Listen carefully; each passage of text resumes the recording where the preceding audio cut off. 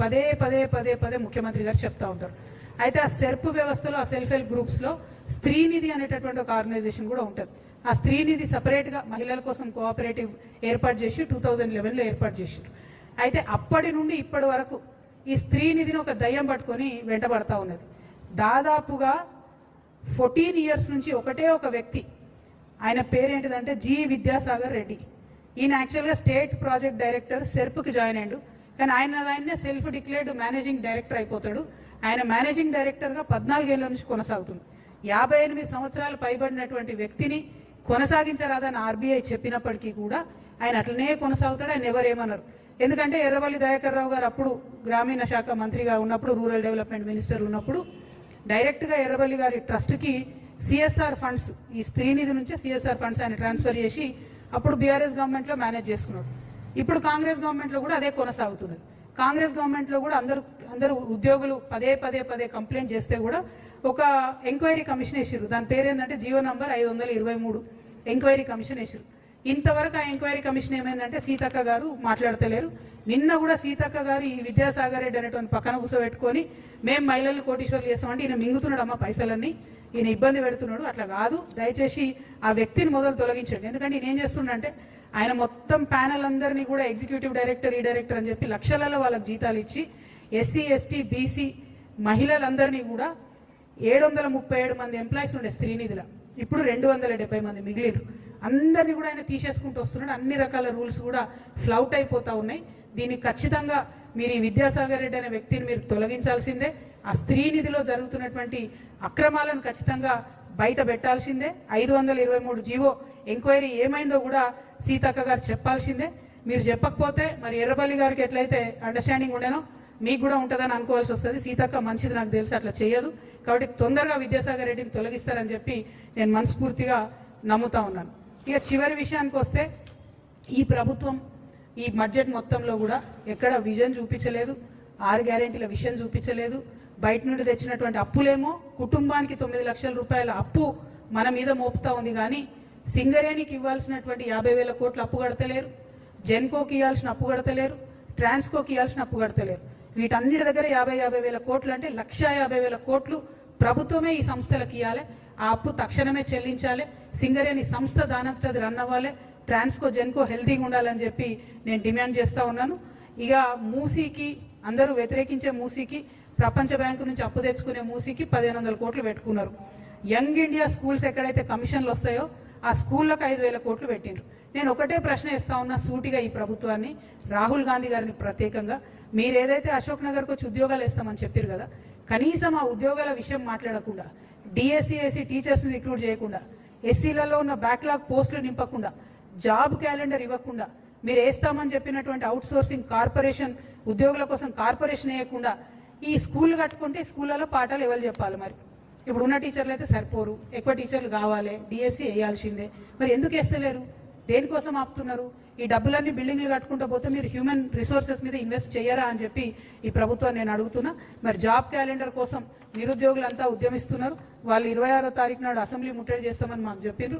ఆ అసెంబ్లీ ముట్టడికి కూడా తెలంగాణ జాగృతి నుండి సంపూర్ణంగా మద్దతు ఇస్తా ఉన్నాం. నిరుద్యోగులను మోసం చేసినటువంటి ఈ ఫేక్ కాంగ్రెస్ ప్రభుత్వాన్ని అడిగ వీళ్ళను రాహుల్ గాంధీ ఒక దగ్గర ఫేక్తారు, రేవంత్ రెడ్డి గారు ఒక దగ్గర, బట్టి గారు ఒక దగ్గర. వీళ్ళు ఎట్లా అంటే ఫేకర్ ఫేకెస్ట్ అన్నట్టు వీళ్ళ పరిస్థితి. అంటే ఒకరిని మించోగలు చెప్పేటట్టు. కాబట్టి ఓవరాల్ గా రాహుల్ ఫేకు గారికి నేను రిక్వెస్ట్ చేసేది ఏంటంటే, తెలంగాణ నెక్స్ట్ టైం వస్తే దయచేసి జాబ్ క్యాలెండర్ ఇవ్వండి, ఉద్యోగాలు ఇవ్వండి. మీరు పెట్టినటువంటి బడ్జెట్ లో ప్రజలకు సంబంధించి ఏ బడ్జెట్ కూడా లేదు, ఏ గ్యారంటీ మీద కూడా లేదు. కాబట్టి ప్రజాక్షేత్రంలో తప్పకుండా ప్రజలు మిమ్మల్ని ప్రశ్నించాలని జాగృతి తరఫున డిమాండ్ చేస్తూ సెలవు తీసుకుంటున్నాను. Thank you. జై తెలంగాణ, జై జాగృతి.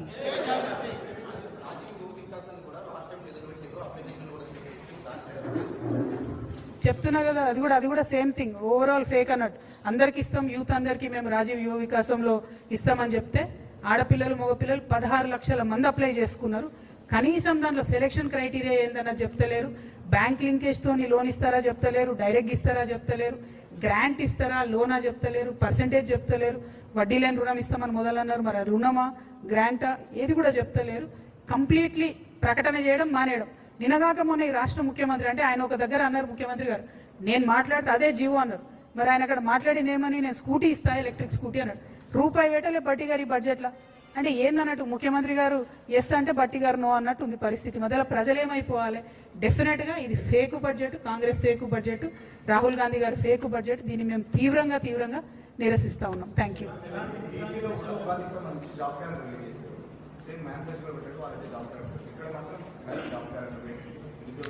ఏపీలో కూడా కొంత నిరుత్సాహంగా ఉన్నారు ప్రజలు. ఎందుకంటే ఓన్లీ 10,000 జాబ్స్ వేసిర్రు, జాబ్ క్యాలెండర్ పెట్టిరు, కానీ ఓన్లీ 10,000 జాబ్సే వాళ్ళు డిక్లేర్ చేసిర్రు. ఇక్కడేమో సంవత్సరానికి 2 లక్షల జాబ్స్ అన్నారు. ఇంతవరకు నిన్న అసెంబ్లీలో ముఖ్యమంత్రి గారు చెప్పిన దాని ప్రకారమే 68,000 జాబ్స్ ఇచ్చినాం మేమన్నారు. అంటే వీళ్ళు కొత్తగా ఇచ్చింది 11,000 మంది. అంతకుముందున బీఆర్ఎస్ గవర్నమెంట్ ఇచ్చిన జాబ్స్కే వీళ్ళు పట్టాలు ఇచ్చిరు తప్పితే, కాపీలు ఇచ్చిరు తప్పితే వేరే స్పెషల్ జాబ్స్ వేయలేదు. సో అందుకే నేను ఇన్నిసార్లు ఫేక్ అనేది రాహుల్ గాంధీ గారిని. వారు రావాలి, నెక్స్ట్ టైం ఎప్పుడు రాష్ట్రంలోకి వచ్చినా కూడా ఖచ్చితంగా ప్రశ్నిస్తాం వారిని. థ్యాంక్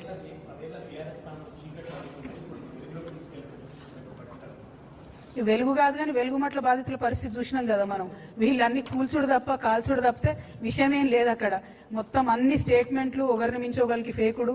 ఒకరికి ఎక్కడ పేరు వస్తుందో అని ఇంకొకరు మాట్లాడడం, ఇంకొకరికి ఎక్కడ పేరు వస్తుందో అని ఇంకొకరు మాట్లాడడం తప్పితే అసలు విషయం అయితే ఏం లేదు బడ్జెట్ లో. దారుణం ఏంటంటే ఏ బీఆర్ఎస్ నైతే మీరు అప్పు తెచ్చిరు అన్నారో అంతకన్నా ఎక్కువ అప్పు ఇప్పుడు వీళ్ళు తీసుకొచ్చిరు. కనీసం దీంతో ఒక డిసిప్లిన్ లేదు. ఎక్కడ ఇన్వెస్ట్ చేస్తున్నారు ఈ అప్పును, ఎక్కడ ప్రాజెక్ట్ కడుతున్నారు అంటే revenue expenditure only 50,000, sorry capital expenditure only 50,000 crores అని చెప్తున్నారు. అప్పు తెచ్చిందేమో దాదాపు 8 లక్షల కోట్లు.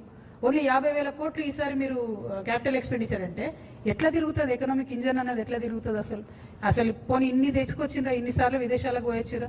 ఎక్కడున్నాయి పెట్టుబడులు? Where is the industry? Industry ద్వారా వచ్చిన ఎంప్లాయ్మెంట్ ఏది? ప్రైవేట్ ఎంప్లాయ్మెంట్ లేదు. ఇప్పుడు ఆ సర్వే చూపిస్తుంది మన దేశంలో రైజింగ్ అంటే నేను చెప్తున్నా కదా, నిరుద్యోగంలో మాత్రం బరాబర్ రైజింగ్ ఉన్నాం. ఇలా నంబర్ 1 ఉన్నాం మనం. 50% అన్ఎంప్లాయ్మెంట్ విమెన్ లో. దారుణం. ఆడపిల్లలు చదువుకునే తక్కువ, అలా సగం మందికి ఉద్యోగాలు వేయలేకపోతుంది ఈ ప్రభుత్వం. కాబట్టి వాళ్ళ ప్రయారిటీస్ అయితే కరెక్ట్ లేవు. రాష్ట్రాన్ని యొక్క ప్రగతిని ముందుకు తీసుకెళ్లే విధంగా అయితే లేవన్నది మాత్రం స్పష్టంగా అర్థమైంది.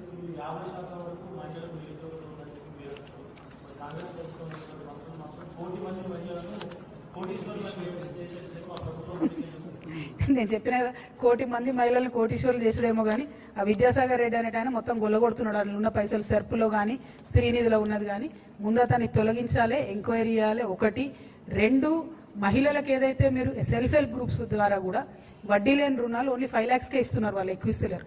అంతకుముందు ఎట్లయితే చంద్రబాబు నాయుడు గారు ఉన్నప్పుడు గ్రాంట్ ఇచ్చేదో అట్లా ఇవ్వాలని మహిళలు అడుగుతున్నారు. అట్లా గ్రాంట్ ఇస్తే వాళ్ళు ఏదైనా ఒక బిజినెస్ పెట్టుకున్నా అది డెవలప్ అవుతుంది. మీరు లోన్ ఇస్తే ఏం లాభం? నెల్లూరు పెద్దారెడ్డి ఇచ్చే లోన్కి ఈయన రికమెండేషన్ లాగా ఉన్నది తప్పితే అదేది పెద్ద సక్సెస్ అయ్యే వ్యవహారం కాదు.